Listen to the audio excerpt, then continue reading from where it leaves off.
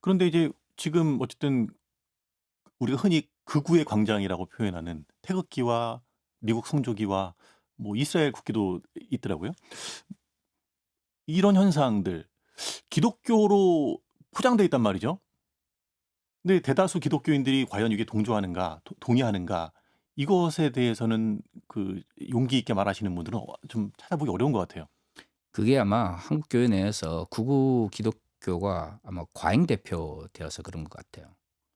그러니까 이 보수적 성향을 가지고 있는 이들을 뭐 스스로 이제 보수주의라고 이야기를 하지만 실제로 근본주의 성향이 많은 분들 같은 경우에는 어떻든 그런 이제 뭐 반공 이데올로기도 있지만 기본적으로 그 근본주의가 가지고 있는 성향 자체가 사회적 문제라든가 개인적 영역을 벗어난 주제 혹은 종교적 영역을 벗어난 주제에 대해서 무관심하거든요.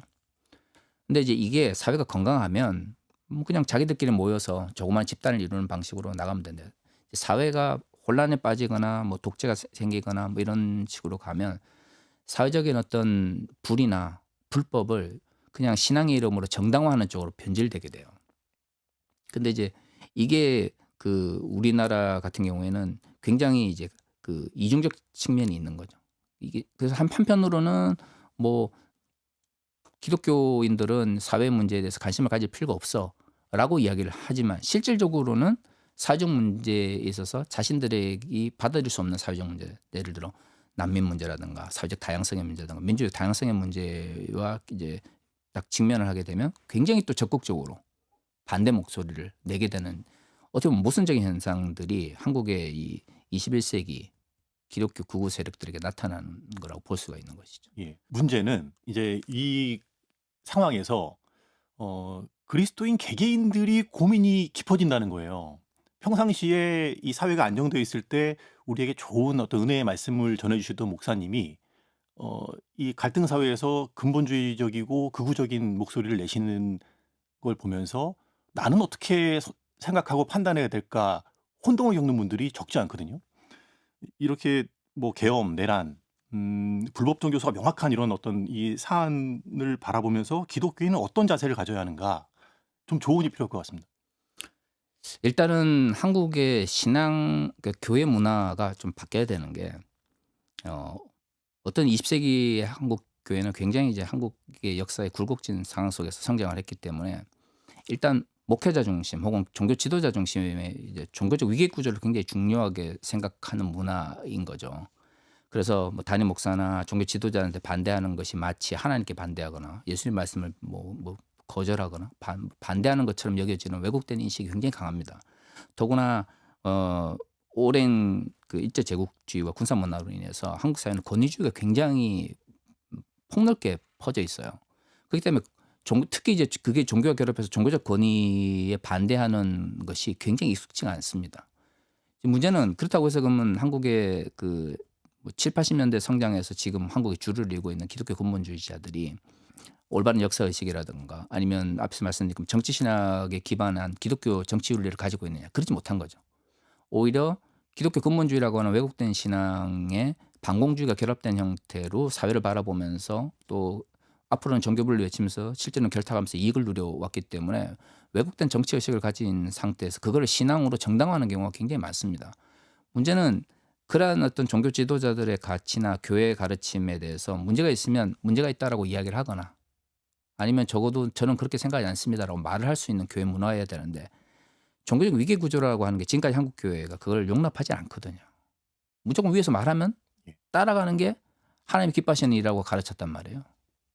그러니까 이제 이런 것들에 대해서 분명한 문제의식을 가지고 교회가 좀 더 다양성이라든가 민주적 의사결정 과정이라든가 운영에 대해서 고민을 해야 되죠. 그러니까 당장은 아니다 할지라도 공론장을 통해서 문제가 있다, 이런 위계 구조는 올바른 것이 아니다라는 의식이 있고 이야기를 해야 되는데 아예 그런 이야기 자체가 이야기될 수 있는 환경이 아니었던 거예요.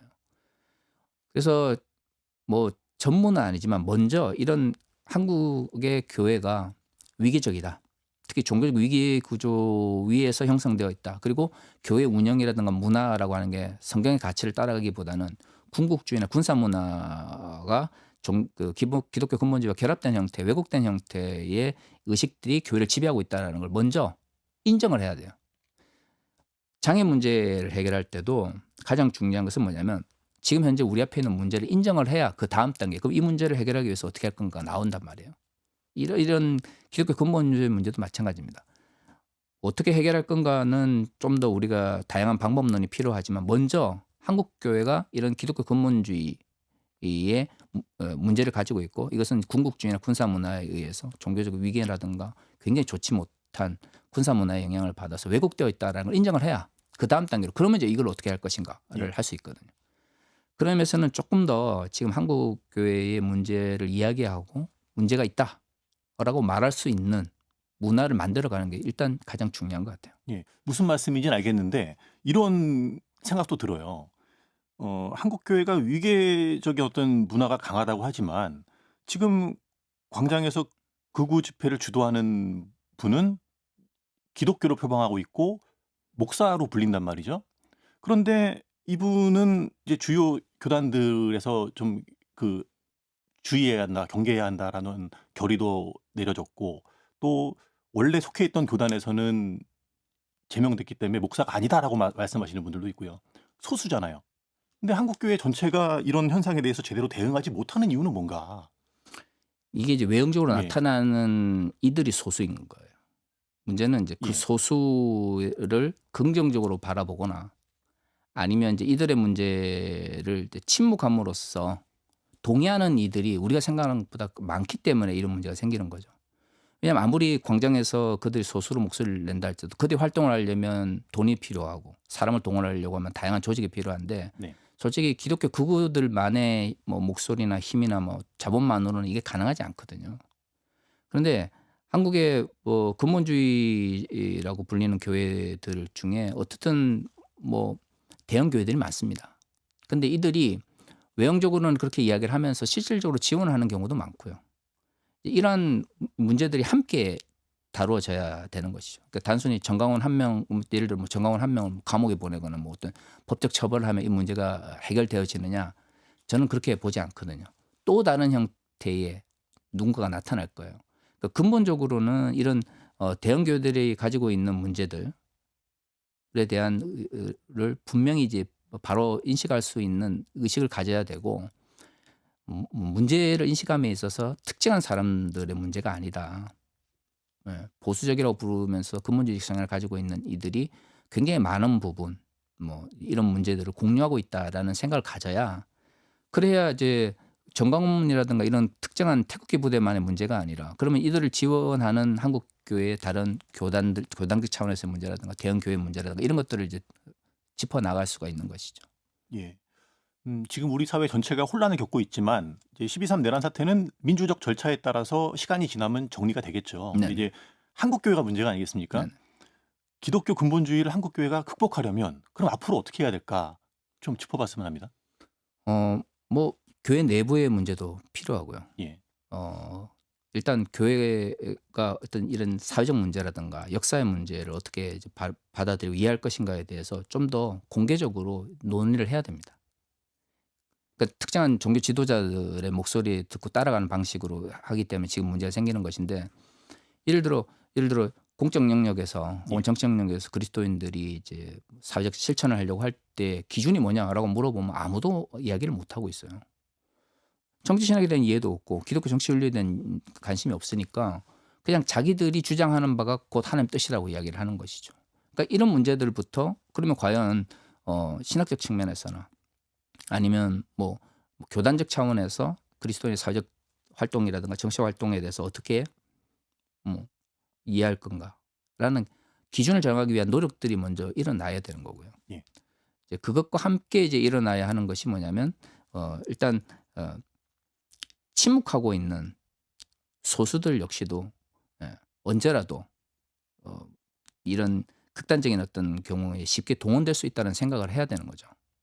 그런 의미에서는 이 문제를 좀 더 폭넓게 봐서 기독교 근본주의가 소수의 문제가 아니라 한국 교회의 소위 말하는 이제 대형화를 이루거나 번영신학에 익숙했던 교회들이 함께 공유하고 있는 문제라고 하는 사회적 인식이 이제 있어야 되는 거죠. 신천지 문제가 본격적으로 대두가 됐던 게 뭐냐면 신천지 문제가 한꺼번에 해결되지는 않았잖아요. 예. 근데 그전에는 신천지가 이단이지 그러면서 묻혔어요. 그러면 근데 이제 이게 코로나 팬데믹을 통해서 사회적 갈등이나 문제를 일으키는 집단으로 이제 인식되었기 때문에 교계 차원에서 신천지에 대한 이야기들이 계속 이루어지면서 뭐 100% 해결된 건 아니지만 어떻든 신천지 그러면 교인들이 조심해야 되는 것. 이런 인식들이 생겨나기 시작한 거죠.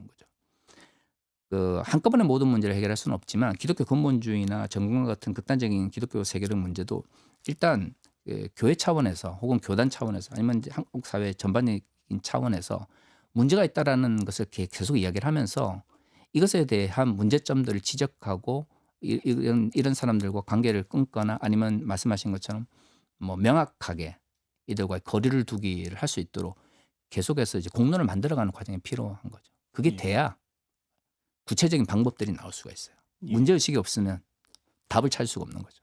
예. 성도 개개인도 이 논의에 좀 참여를 해야겠군요. 아 그렇죠. 일단 뭐 앞으로 뭐 MZ세대라고 불리는 신앙인들은 과거처럼 그저 믿고 그냥 교회 열심히 나오고 헌금 열심히 하면 구원받는다 이런 식의 어떤 단순한 뭐 복음 아니면 그런 가르침이 아니고 그리스도인으로서의 이제 이 책임과 의무에 대한 이야기도 이제 이야기를 나누어야 되는 거죠. 왜냐하면 왜 사람들이 종교 지도자에게 전적으로 의존을 하겠어요? 그러니까 자기가 해결해야 될 문제를 나보다 더 권위가 있거나 나보다 더 능력이 있어 보이는 사람들에게 자꾸 의존하려고 하는 집착에서 생겨나는 거거든요. 근데 자꾸 한국 교회가 종교 중독을 방관하는 방식으로 자꾸 그런 것을 강화시켜 왔어요. 그럼 이제 이 문제를 해결하려면 궁극적으로는 말씀하신 것처럼 성도 개인 한 명 한 명이 자신의 신앙에 대해서 인식을 하고 하나님과 나와의 관계는 내가 하나님과 관계를 맺는 것이다는 인식을 가져야 되거든요. 그건 이제 그래야 자유를 누릴 수 있어요. 신앙적 자유를 누릴 수 있는 거죠. 자유는 결국 한편으로는 책임과 한쪽은 권리를 가지는 거잖아요. 그러니까 권리뿐만 아니라 책임을 함께 맡을 수 있는 사람들로 키워나가야 그래야 그렇게 그런 식으로 한국 교회가 이제 건강한 방식으로 이제 발전을 해야 그래야 이제 이런 권위주의나 아니면 극단적인 반공주의에 기반한 그 기독교 근본주의 문제를 해결할 수가 있는 것이죠. 예.